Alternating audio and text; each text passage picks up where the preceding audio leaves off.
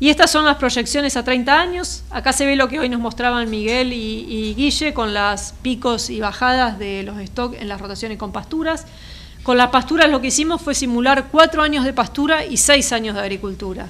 Nos parecía que ese era un esquema bastante lógico de producción y obviamente en los momentos en que sube los stock son los momentos de los ciclos de pastura y cuando empieza a bajar son los ciclos de agricultura. Esto ya lo sabíamos de hace bastante tiempo, hay trabajos muy antiguos que nos muestran cómo los ciclos de pastura con agricultura son los mejoradores y mejor sería aún si incorporáramos por ahí a los animales que incluyan el bosteo y que además hay otra dinámica. Y lo que quería destacar es que después de 30 años, fíjense que quienes se parecieron más a las rotaciones con pastura. A pesar de que el modelo, el AMG, simula relativamente mal a las rotaciones con pastura, después de 30 años las rotaciones que se destacan y que se parecen más en stock de carbono a las pasturas son la rotación trigo-soja vicia-maíz y trigo-maíz vicia-maíz. O sea que esas dos, que son las que más erráticos tiene el modelo, aún después de 30 años son las que terminan siendo mejores, que uno cuando veía a los 6 años no lo veía eso, ¿vieron? Cuando uno mira esta secuencia acá, que son los años simulados, no ves que la rotación verde sea, sí se ve una mayor tendencia, pero no se ve que vaya a superar al azul. Lo mismo acá, fíjense que acá el azul está por abajo y después despega y va por arriba. Todas las otras siguen perdiendo y esta va ganando. Y eso me parece que es un resultado interesante. Y otra cosa interesante que surge de estos gráficos es el valor de equilibrio que hoy nombró algo Miguel. Vos hablabas de algo de entre 20 y 30 años, que era lo que consideraba el modelo de emisiones. A nosotros para esto con el AMG nos daba entre 16 y 17 años la estabilización del modelo. O sea que en 16 o 17 años se estarían igualando nuestras pérdidas con los aportes. Para quedarte tranquilo de que llegaste al plató en realidad, pero lo estás alcanzando mucho antes. ¿Vamos bien? Los veo cansados. ¿Quieren dar una vuelta a la manzana y seguimos? Ahora viene lo de Vicia y eso les va a reactivar un poco más a la audiencia. Con Vicia armé esta oración un poco larga porque me parecía que ameritaba dedicarle el impacto entre varios aspectos. La intensificación con Vicia nos mejoró los rendimientos, el aporte de carbono, el carbono del suelo y el nitrógeno disponible. Y lo que voy a tratar es de abocarme a cada una de esas partecitas de esa frase para ver en detalle con qué resultados avalamos esa frase. En cuanto a los rendimientos, le volví a poner los gráficos de rendimientos acumulados en el tiempo. Y si vemos dónde están posicionadas las rotaciones con 3 vicias en esos 6 años, son estas rotaciones de acá. La verde de San Nicolás y la azul de la Matilde. ¿Qué pasa con los rendimientos de esas rotaciones? ¿Cómo están posicionadas respecto a los rendimientos de las otras? No son muy diferentes, ¿no? En este caso son iguales, no se llega a ver bien, pero son 50.000 kilos, cuanto estas son 51.100, y acá incluso son mayores. O sea que sacando un cultivo de cosecha y poniendo un cultivo de cobertura, nuestros rendimientos totales son similares o mayores.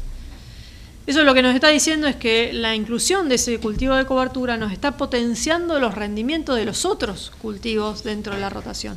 Porque si no, no habría forma de que esos rendimientos sean similares o mayores. Además de todos los otros beneficios que ahora les voy a contar, ¿no? Pero si uno lo quisiera ver desde los números económicos de toda la rotación, no es menor que la inclusión de un cultivo de cobertura que no aporta al rendimiento, porque yo no cosecho nada, me potencia el rendimiento de los otros cultivos. Y eso lo resalto porque es una crítica de que muchos de los que no están convencidos de servicio nos dicen, ¿cómo voy a hacer un cultivo que yo no voy a cosechar? Lo cosechás en los otros cultivos, no en ese.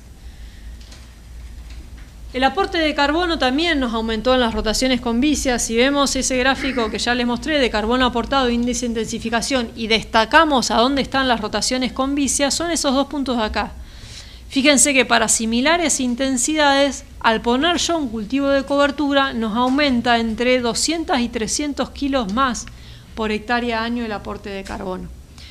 ¿Por qué pasa eso?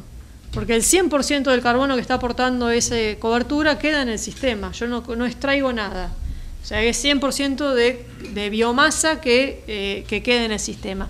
Y además, como ya vimos que potencia el rendimiento de los otros cultivos, también me genera aumentos de biomasa de los otros cultivos y eso determina que tengan más aporte de carbono los otros cultivos, además de la vicia.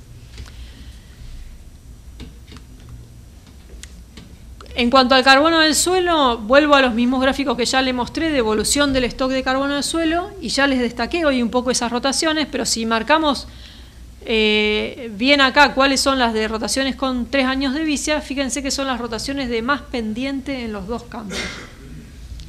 En los dos campos que evaluamos la mayor historia de vicia, las stock de carbono son los que tendieron a aumentar más en relación a las otras rotaciones. Y esto no es menor, porque tener una rotación donde yo tenga una mayor ganancia de carbono en el suelo solamente por cambiar una leguminosa de cosecha por una leguminosa de cobertura es un muy buen resultado. Bueno, nitrógeno, a ver si ahora respondo. ¿Se me fue? No, ya. A ver si te respondo lo que hoy te quedas más tranquilo o lo haces más tranquilo. A nosotros se nos planteó desde el segundo año, el primer año que hicimos vicia, hicimos el maíz atrás de la vicia, fertilizándolo de la misma manera que lo veníamos haciendo, que era llevar a 150 kilos de N.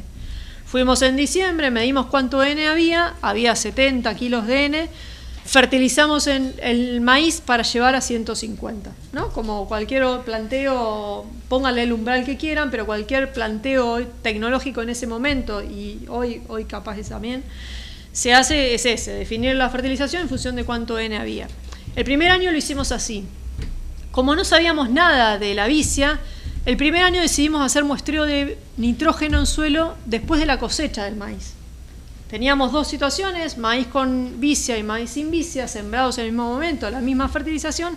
Medimos cuánto nitrógeno había a cosecha del maíz y nos encontramos que atrás de vicia había 100 kilos más de N. 100 kilos más de N. Y habíamos fertilizado con 190, creo, kilos de urea. Dijimos, fertilizamos de gusto. O sea, todo el nitrógeno que aplicamos extra nos quedó en el campo. Y ese fue el primer indicio que nos llevó a pensar, ¿estamos fertilizando bien los maíces atrás de vicia?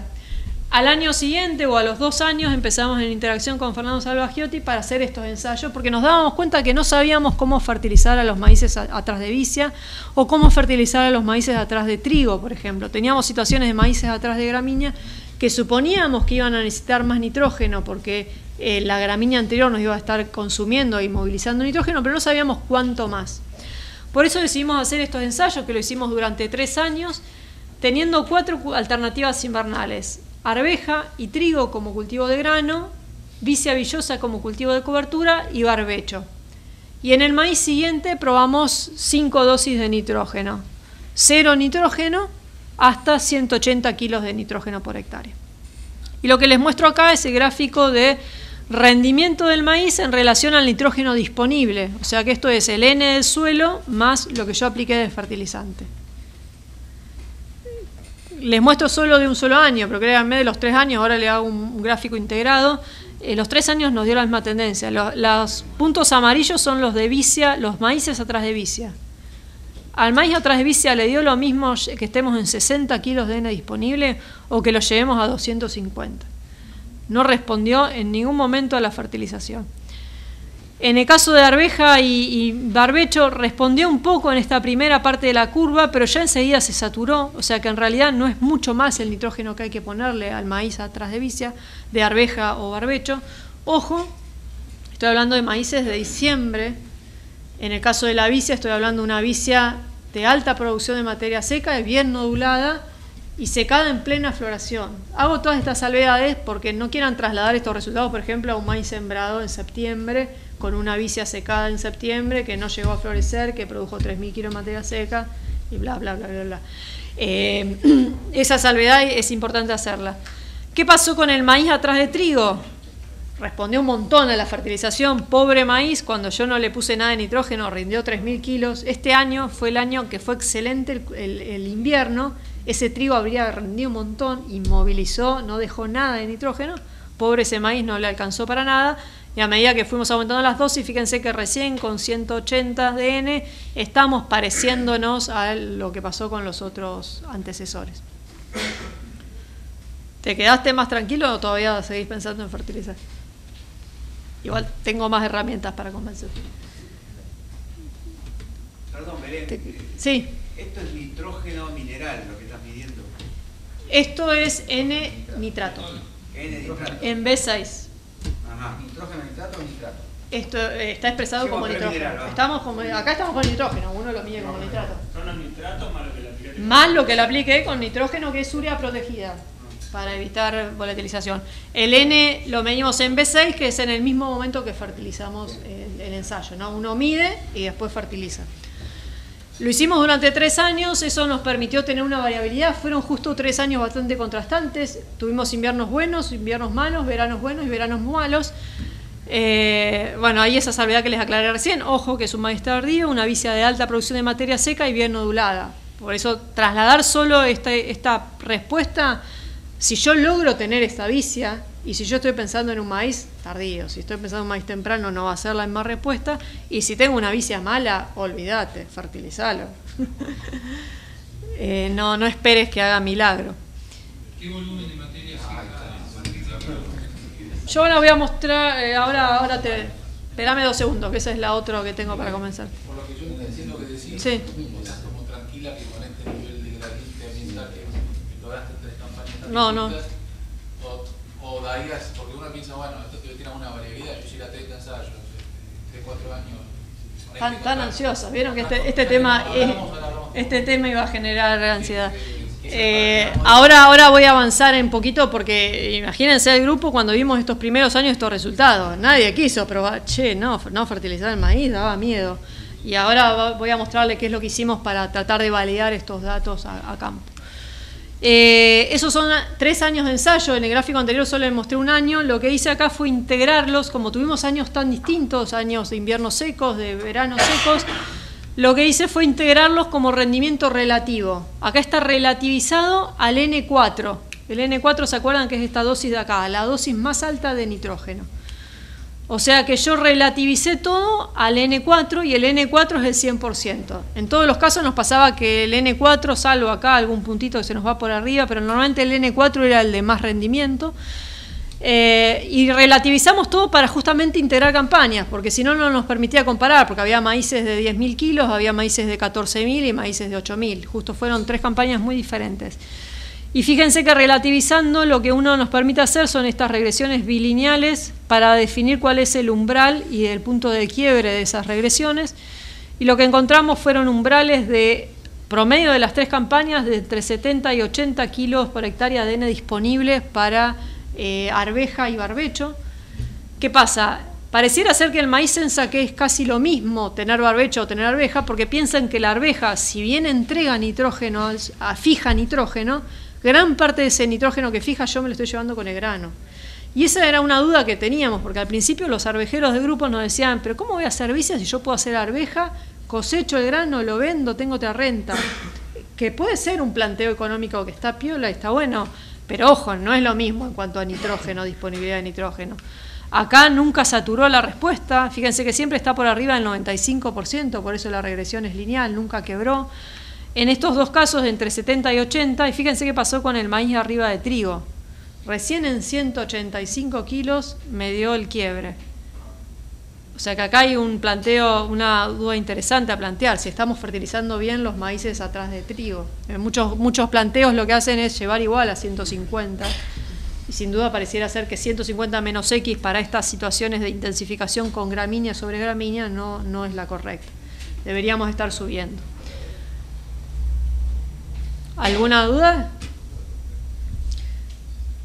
O sea que fíjense que los 3 años fue muy contundente esto. La vicia no respondió a la fertilización en ninguno de los 3 años. ¿Esas vicias, Belén, están inoculadas? Sí, estas vicias están inoculadas y las producciones de materia seca estuvieron entre 6.000 y 8.500 kilos de materia seca.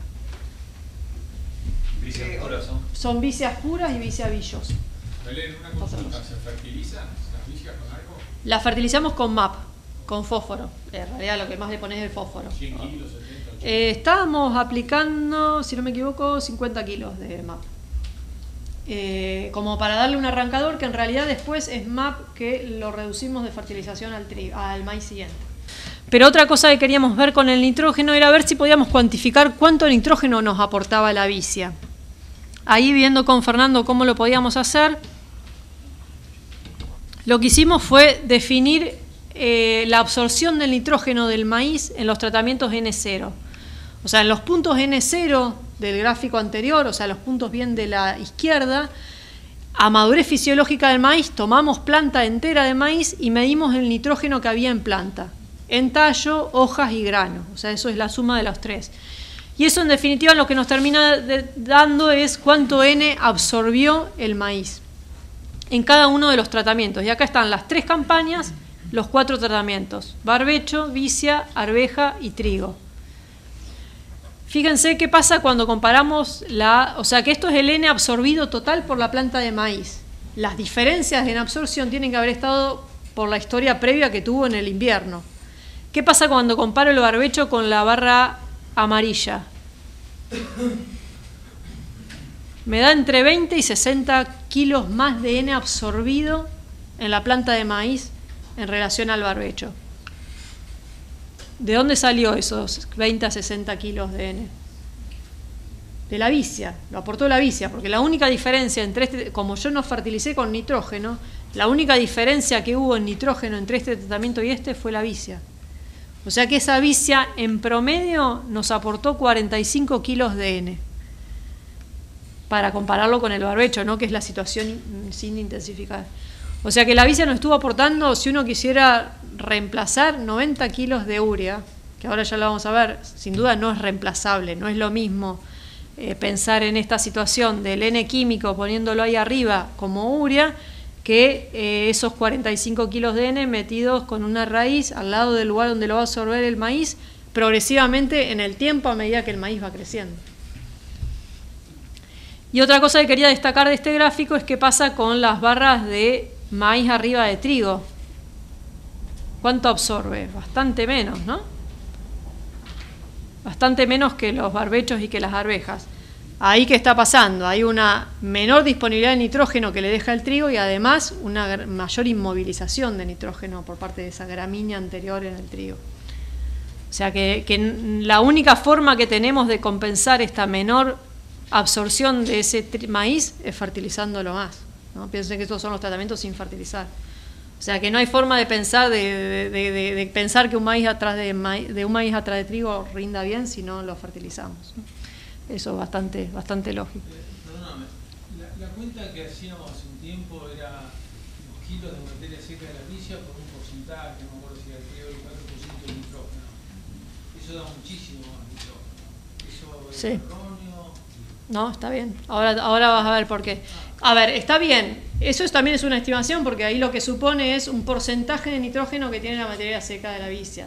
No está mal porque hay gente que lo midió. La realidad es que vos no estás seguro qué porcentaje de nitrógeno tiene tu vicia, que eso puede variar. Pero está bien el concepto tuyo de decir, pero para mí es más que eso. Y yo también estoy segura y convencida de que es más que esos 45 kilos. Y lo vimos y ahora les voy a mostrar qué hicimos para verlo. Nos pasó, pensando en eso, te me anticipaste un segundito de lo que venía, nos pasó de que cuando hacíamos estos ensayos de distintos antecesores y maíz después, en 2 años, un año hicimos trigo y otro año hicimos cebada después de ese ensayo. O sea, el lote lo abandonamos al ensayo y arriba de ese lote, de ese ensayo, se hizo trigo un año y cebada otro año. En los 2 años, contundentemente, la franja donde habíamos hecho la vicia, el trigo se destacaba con mejor rendimiento. Pero fue visual con mapa de rinde, no me deja mentir acá José Luis que está y que él también lo vio. O sea, las franjas esas se seguían marcando en el cultivo gramínea siguiente que había tenido el mismo manejo, la misma fertilización, porque no era un ensayo, era un lote de producción. Entonces ahí hablándolo con Fernando, comentándole estos datos, mostrándoselo, me dice, no, es que tiene que haber un efecto residual. O sea, que el nitrógeno de la vicia tiene que ser mucho mayor aún y está quedando residual para el cultivo siguiente. Fue una hipótesis que lo pudimos corroborar con este ensayo. En el mismo ensayo de rotaciones de alternativas invernales, en los 2 últimos años que lo hicimos, en el invierno siguiente dejamos un sector de maíz sin nitrógeno, o sea, el maíz sin fertilización, y al trigo siguiente le hicimos estas dosis de fertilizante. ¿Se entiende? Hicimos 4 cultivos invernales sin fertilización nitrogenada. un cultivo estival sin fertilización nitrogenada. ¿Me siguen? Y en el trigo siguiente dice las dosis de nitrógeno. Imagínense, pobre, esta dosis 0 de N, ese trigo venía 0 hacía 2 años, 1 año, o sea, hacía 1 año que no se le ponía nada de N. Esta le muestro para un solo año, pero lo hicimos para 2 años con la misma respuesta. Esta es las curvas de respuestas que obtuvimos. Este año fue un año muy malo para el trigo, lo pudimos sembrar muy tarde y fue bastante malo, fíjense, por los rendimientos máximos que no superan los 3.500 kilos. Fíjense qué pasó con el maíz arriba de Vicia maíz. Este es el trigo arriba de Vicia maíz. Ya en el N0 rindió 1.000 kilos más. El maíz, el trigo, que no había tenido fertilización, ni el trigo ni el maíz, solo había tenido una vicia. Esos 1.000 kilos de diferencia acá, ese nitrógeno vino de la vicia. No hay otra fuente de nitrógeno. ¿Qué pasó a lo largo de toda la dosis de nitrógeno? Siempre estuvo por arriba. Acá recién empieza a igualarse al barbecho. Pero fíjense que siempre estuvo por arriba y en los 2 años fue contundentemente igual. ¿Qué nos está diciendo esto? Que nos está quedando nitrógeno residual para el cultivo siguiente. Y ese nitrógeno residual para el cultivo siguiente lo tenemos que aprovechar. Sería una picardía hacer una vicia maíz y dejar en barbecho el invierno siguiente, que sería esta situación. Perdón, sería no hacer esto. Este es el trigo siguiente, me estoy equivocando. O sea, hacer vicia maíz y dejar en barbecho y hacer una soja sería una picardía, porque ese nitrógeno residual se va a perder, se va a lixiviar, se va a perder, difícilmente quede, y seguramente si hacemos un cultivo de primera va a ser una soja, que no lo va a necesitar porque lo va a fijar. Sí, alguien, ay, sí, Fede. No, está bueno el comentario. También ahí pensemos que en vez de un trigo de cosecha puede ser un cultivo de servicio, gramínea, para ir a soja de primera, en el caso que fuese una rotación con soja de primera. Hoy René comentaba los casos que por ahí se hace incluso dentro del maíz tardío, avena, siembra aérea o no, pero también para ese caso ese nitrógeno estaría disponible. Sí, sí, es tal cual. O sea, yo no se me ocurriría pensar en hacer un trigo sin fertilización. Lo que esperaría es que ese plus de nitrógeno me genere una ganancia en rendimiento o en calidad en el trigo, o hacer un cultivo de cobertura y que me capture el cultivo de cobertura gramínea este nitrógeno residual que me queda. Pero lo importante sería poder aprovecharlo. Y esto, de hecho, Fernando avanzó un poco más con las cuentas, no llegué a mostrarlo, pero avanzó con los aportes de nitrógeno y calculó los aportes de nitrógeno del trigo siguiente y las suma los dos y le da algo de 100 y algo. O sea, el aporte de nitrógeno de la vicia es bastante mayor a esos 60, 45 que calculábamos cuando mirábamos solo el complejo vicia-maíz. O sea, sin duda miren que tenemos que ir viendo cada vez más el sistema en su conjunto, ¿no? Cada vez más la rotación para entender cómo manejar. Sí. Un segundo, usted habló de la siembra con avión. Quería ver qué resultados encontraban con la eficiencia de siembra que ustedes ya hace 6 años que vienen especificando. Si anda o no anda volar los lotes, si encuentran buen resultado o no, hay que clavarlo. Es una pregunta ajena, pero... Te respondo desde las evaluaciones, no tenemos nada evaluado en la chacra. Pero sí hay un montón acá de productores que me parece que te puedo responder mucho mejor que yo, que lo están haciendo, porque en estos últimos 2 años avanzamos bastante con las siembras aéreas y se está haciendo en Aruranga, César, hay varias empresas que están haciendo siembras aéreas. ¿Quieren responder a alguno de ustedes? Vos, en general no hay ningún problema. Aérea, con avión o altina, depende del año si viene muy seco en el arranque del otoño, pero tanto para vicia, avena, bueno, raigrazo, semillas, especies de semillas más chicas, más fácil todavía.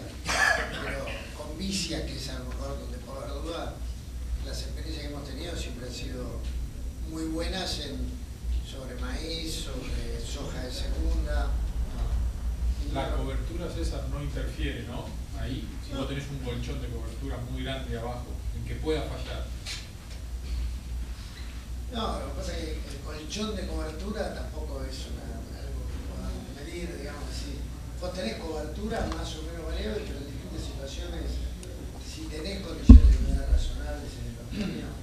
Incluso puede ser un beneficio porque te evita la evaporación directa del suelo, entonces por ahí en el primer centímetro te puede estar seco, pero abajo va a estar mucho más mojado que si no tenés cobertura.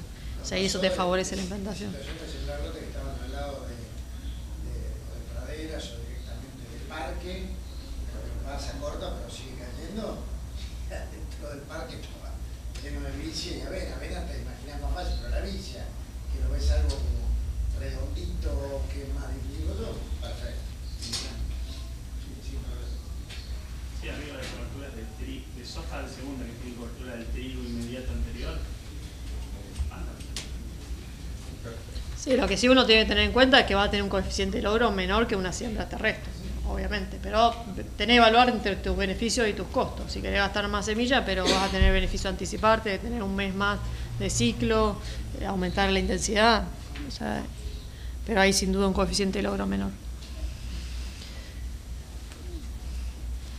Un tema que sí. hablando de lo del nitrógeno y esto que mostrabas en trigo de la residualidad y asociándolo a lo que habló al principio tanto Camilo Vedano como Luis Boll, al cambiar la biología del suelo con una mayor intensidad también cambian los flujos, ¿no? Entonces ya empezamos a hablar de flujo de nitrógeno y no tanto de una cuenta directa de cuánto nitrógeno necesito el momento que lo aplico de mayor eficiencia, sino de mirar el flujo, que es difícil todavía tener claro cómo es ese flujo para poder aprovecharlo al máximo.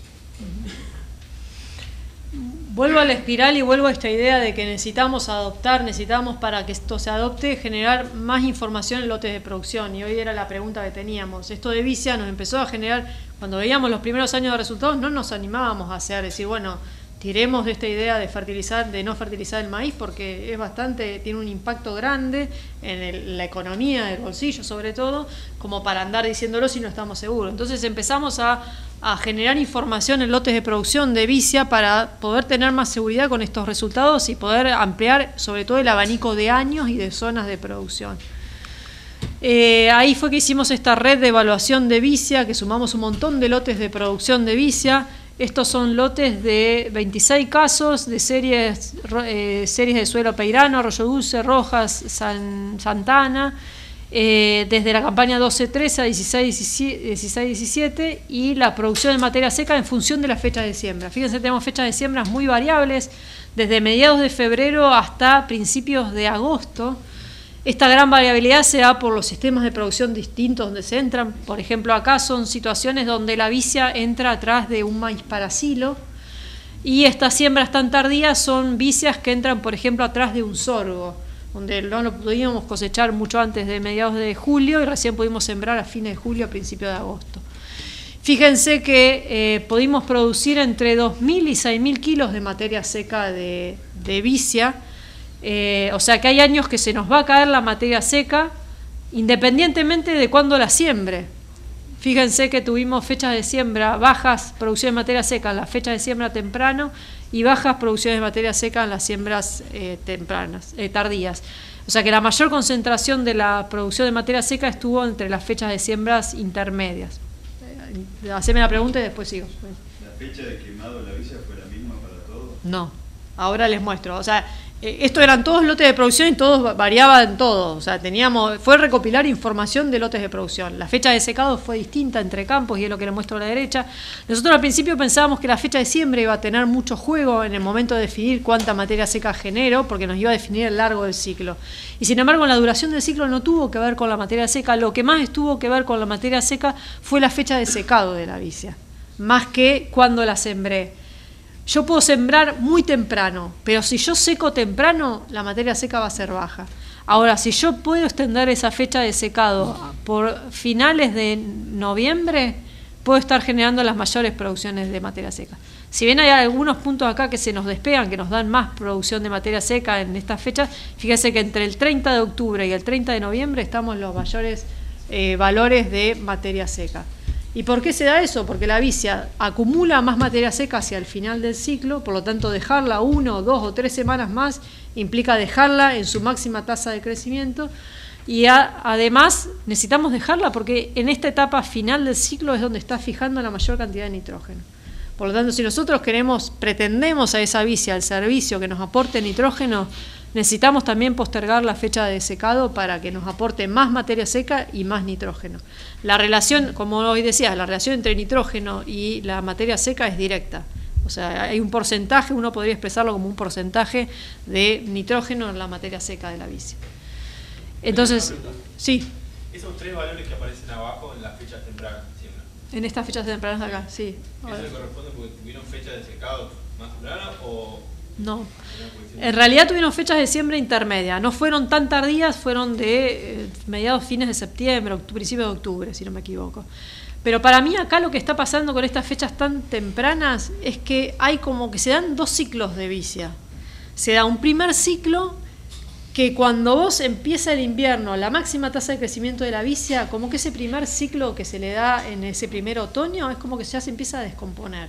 Entonces cuando vos vas a medir la materia seca a fin del ciclo, no terminás capturando de medir toda la materia seca porque ya hay una parte que se te empezó a descomponer. Hay que hacer cortes acumulados. Claro, para mí pasa eso porque vos lo ves en el campo, es como que esa vicia, vos ves como una segunda capa de vicia abajo de esa última capa que se genera.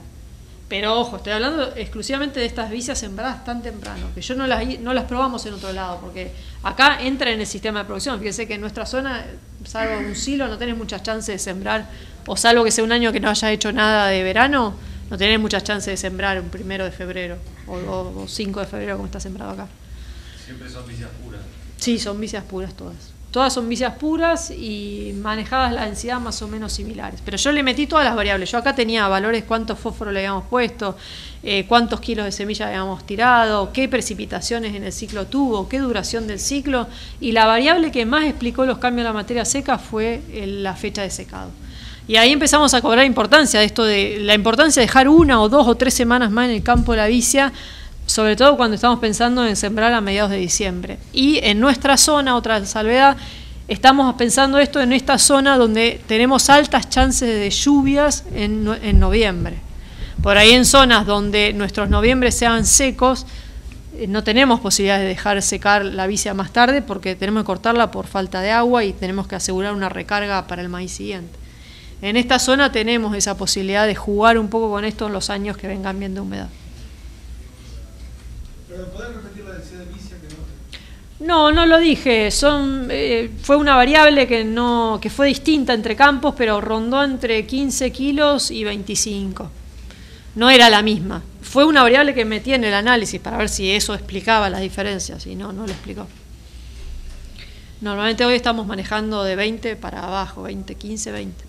Belén, ¿siempre fueron sembradas las vicias? Sí. No hubo leos. No. No. ¿Y maíz temprano no hicieron nunca? Tenemos recién este año primeras experiencias con maíces tempranos, con buenos resultados, porque fue un invierno muy bueno, de muy alta producción de materia seca. Vamos a tener a fin de la cosecha de verano resultados.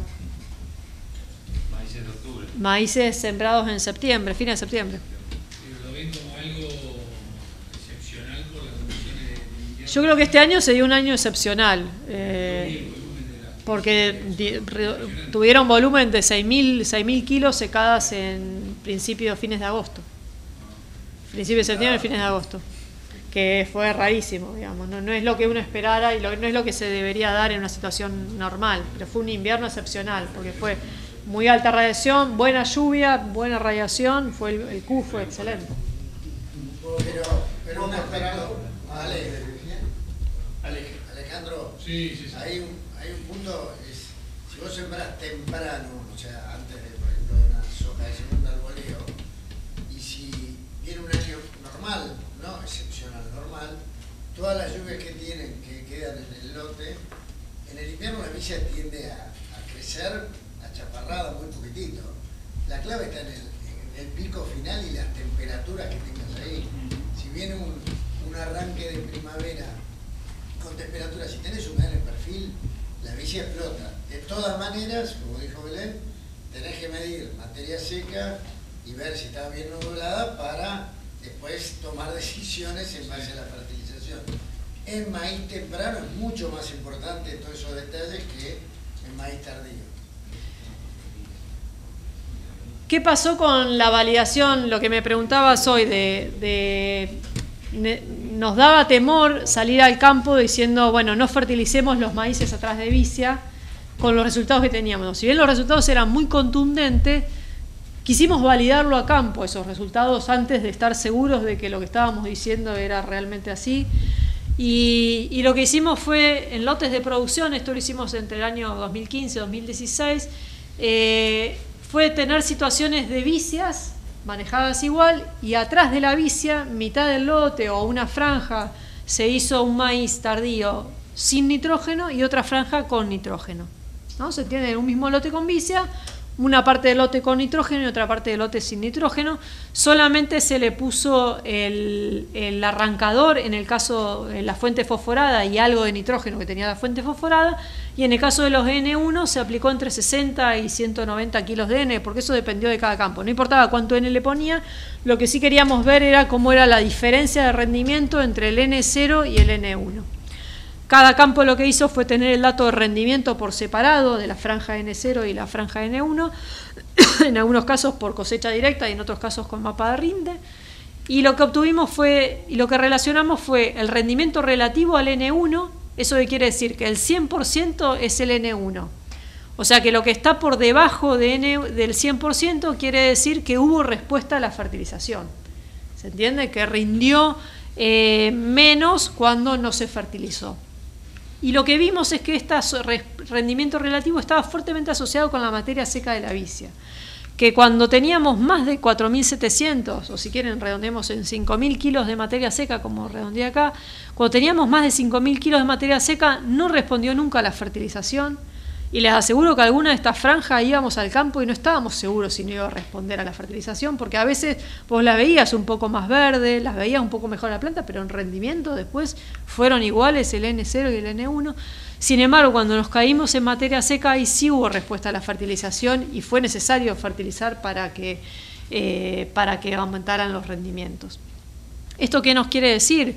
Primero es que pudimos validar esto de que es factible hacer manejo de maíz a través de vicia sin fertilizar, pero ojo con qué materia seca de vicia apartamos.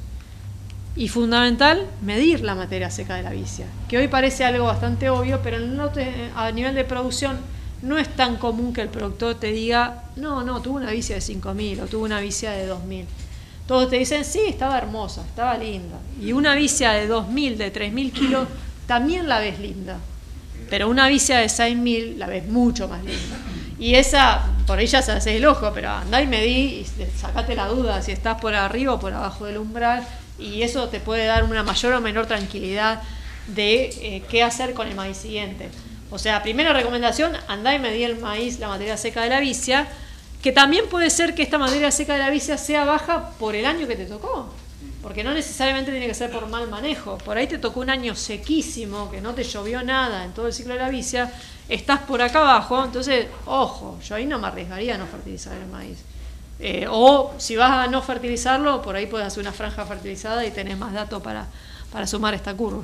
Bueno, volviendo a esta cronología, quería apuntar un poquito a la mirada un poco más en detalle del suelo. Ya hoy hubo una mirada muy detallista del suelo con los indicadores biológicos, pero quería mostrarle algunos otros aspectos que evaluamos con los indicadores físicos del suelo, tratando de mirar ese agregado biogénico, como dice Camilo, tratando de mirar más en el detalle de la cosa, en un plano más detallista todavía. Ya todo lo biológico se presentó hoy a la mañana, no voy a hacer hincapié en eso, pero sí contarles algo que estuvimos evaluando, que estuvo evaluando Guillermo, que nos presentó en el taller pasado, sobre algunos indicadores físicos, por ejemplo, el espesor ponderado de láminas, que esto surge de multiplicar el espesor de las láminas, o sea, cuánto a profundidad de suelo con lámina había por la frecuencia de las láminas, o sea, en cuántas parcelas, qué porcentaje de muestreos aparecían con láminas. Y lo asociamos con la intensificación y tuvo un muy buen ajuste con la intensificación. Pero fíjense que hubo diferencias importantes entre ambientes. El ambiente más susceptible, el más limoso, el más frágil, fíjense que fue el que más respondió a la intensificación, bajando el contenido, la proporción de láminas, bajó de 7 a 2 centímetros, mientras que la Matilde, que es el campo de mejor calidad, el que es más difícil de mover la cosa, bajó también el espesor de láminas, pero en muchísima menor proporción. O sea, que hubo unas diferencias ambientales en la respuesta a las láminas, pero lo bueno fue que con la intensificación pudimos hacer una reducción de ese indicador físico del suelo, beneficiando, ¿no?, la salud del suelo. Pero ojo, lo que nos encontramos también es que en estas situaciones intensificadas se nos daban dos cosas negativas a tener en cuenta, y muy en cuenta, en adelante. Una eran aumentos de la densidad aparente. Si bien acá no hay una regresión, es una tendencia, fíjense que en este rango de intensidades entre 0,4 y 0,6, a medida que aumentamos la intensificación, nos aumentó la densidad aparente superficial. O sea que a medida que nos movimos de acá hacia acá. ¿Por qué creen que puede estar pasando eso? ¿Qué puede estar entrando en juego negativamente al intensificar en cuanto a la densidad aparente? Más tránsito de maquinaria, ¿no? Piensen que estamos... Pará, no sé qué me no, dale. Sí, no, ojo, eso. Ojo. Está bien el pará porque es verdad, era la salvedad que venía ahora. No, está bien, me tenía que parar. ¿Tenés alguna autoridad, Miguel? No. Creo que entendés el tema. No, sabemos que saben. No, es verdad la salvedad esa. No estamos en niveles preocupantes de densidad aparente, muy por abajo de lo que se considera como valor crítico de densidad aparente. Pero empezar a ver que el tránsito de maquinaria nos puede estar jugando en juego, sí habría que tenerlo en cuenta. Y sobre todo habría que tener en cuenta en qué condiciones de humedad del suelo tengo al momento de cosecha. Porque muchas veces en estos sistemas intensificados los tiempos jugados nos hacen entrar al lote en situaciones de humedad que no son las ideales. Y también hubo una tendencia a una mayor resistencia a la penetración en esas rotaciones, sobre todo en las que cosecharon más granos, las que tenían más gramíneas, pero también en valores por debajo de los umbrales críticos, menos de 2 megapascales. Pero son dos cosas que deberíamos tener en cuenta, el tema del tránsito de maquinaria, y a ver si no tendría que haber una nueva línea que tuviera que ver con evaluar ese tránsito de maquinaria y ver de qué manera podríamos hacer un tránsito más controlado. Lo tengo a Guille acá, al lado mío que estuvo en esto. Yo tengo la sensación de que más que la densidad aparente, que es un indicador que en nuestro suelo indica muy poco, ¿verdad? Se mueve muy poco, como ves. Para mí es mucho mejor clavar la pala y ver qué hay, las láminas, y más que las láminas, si hay estructuras masivas, si hay huesos, bloques, lugar donde no hay raíces directamente. O sea, que eso lo puede cualquiera, no que consiguiendo ni nada. Sí, es a campo, es salir a recorrer. Sí. Bueno, sí, es otro precio. Es otro precio. Bueno, ya estamos terminando, algo que quería resaltar, lo que veníamos viendo hasta ahora, de alguna manera lo que mostré es la mirada ambiental, o sea, cómo la intensificación nos mejora el ambiente, nos mejora el carbono del suelo, nos mejora el aporte de carbono en el suelo, el aporte de las vicias, una mirada ambiental. Pero también hay otra mirada que no podíamos dejar de esquivar, que era la mirada social. ¿De qué manera esta intensificación nos estaba generando un beneficio social? Y lo tratamos de mirar al beneficio social a través de la toxicología que generaban nuestras rotaciones. Acá lo que les muestro es para uno de los establecimientos, pero lo hicimos para los tres y nos da lo mismo, las distintas rotaciones, cómo van aumentando desde el 2012 al 2017, 2017-18, el número de aplicaciones de herbicidas. Acá está separado por herbicidas, pero lo hicimos también para los plaguicidas total. El aumento de aplicaciones en todas las campañas, en las 6 campañas, y las unidades toxicológicas. Le puse las toxicológicas de mamífero, pero también lo hicimos con el RIP, que también nos da la toxicología de insectos y también da la misma tendencia. Les puse solo unos gráficos, esto lo hicimos en interacción con FAUBA, REM Milares. Y fíjense que las rotaciones de las menos intensivas, que es la roja, ¿qué pasó con el número de aplicaciones? Comparada con, podemos decir, este promedio de acá. Estamos casi duplicando el número de aplicaciones en relación a estas rotaciones, por ejemplo, a la verde, que es la de vicia, trigo, soja, vicia, maíz. Fíjense que estoy aplicando 28 veces herbicidas en esos 6 años versus 43. ¿Por qué estoy aplicando más acá? Obviamente tengo mucho más malezas. Ahora, ¿saben lo que pasó en el 2018 cuando fuimos a evaluar malezas entre rotaciones? ¿Qué supone? Tenía más aplicaciones, tenía más malezas. No, dieron todas iguales. No hubo cómo estaban de malezas en el 2018 cuando fuimos a evaluar, que REM de hecho estuvo haciendo evaluación de malezas. Cuando fue a medirlo, midió en varios momentos del año para capturar las malezas de otoño y las malezas. No hubo diferencias en malezas, en el stand de malezas entre rotaciones. Pero el costo de mantener ese stand de malezas bajo acá fue altísimo.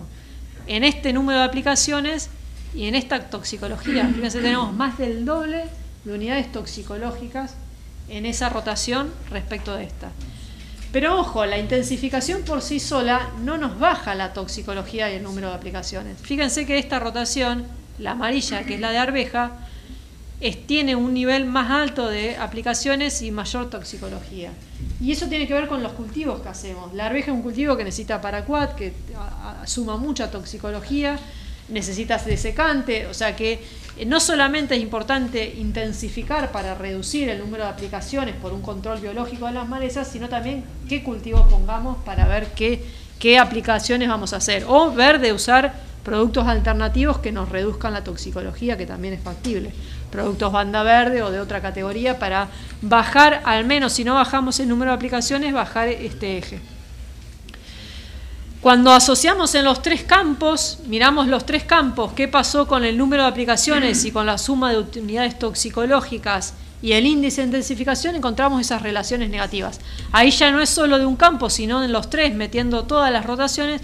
Y fíjense que a medida que aumentamos la intensificación, logramos reducir el número de aplicaciones en los tres campos y la toxicología en los tres campos.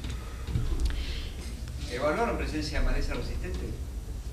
No me acuerdo si están separadas por resistencia, pero eso es algo importante que quería resaltar.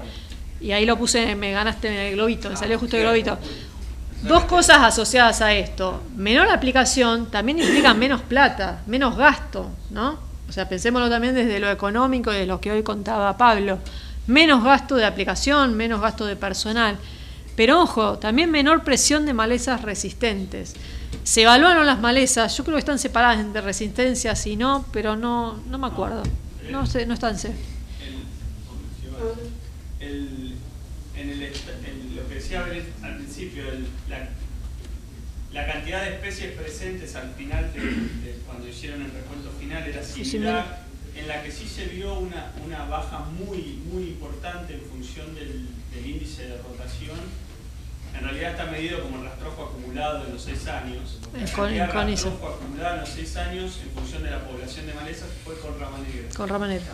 Rama negra dio una reducción contundente, significativa, que por ahí después el gráfico está... Sí, no lo puse, pero está en el informe.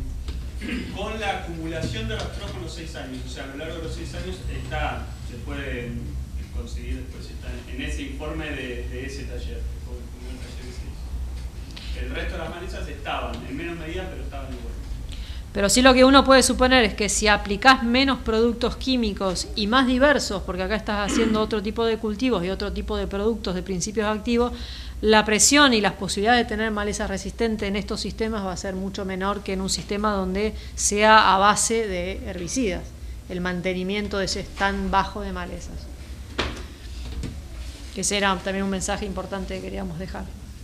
Ya estoy terminando, créanme, falta la integración que ahora con Luis y Camilo los despertamos con ellos, pero otra mirada social que me parece que es importante, que no tenemos datos, pero que la tenemos que pensar, es que tengamos más intensidad de cultivos, más cultivos para años, implica más trabajo, generar más fuentes de trabajo.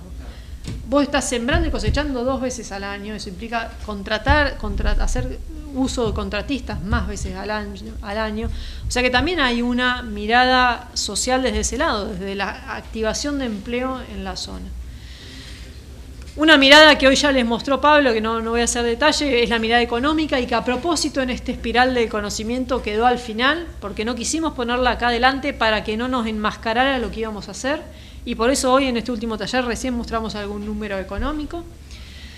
Y algo que me parece importante de tener en cuenta es que en toda esta espiral del conocimiento se fue generando transferencia de conocimiento, transferencia hacia adentro del grupo y transferencia hacia afuera como estos talleres.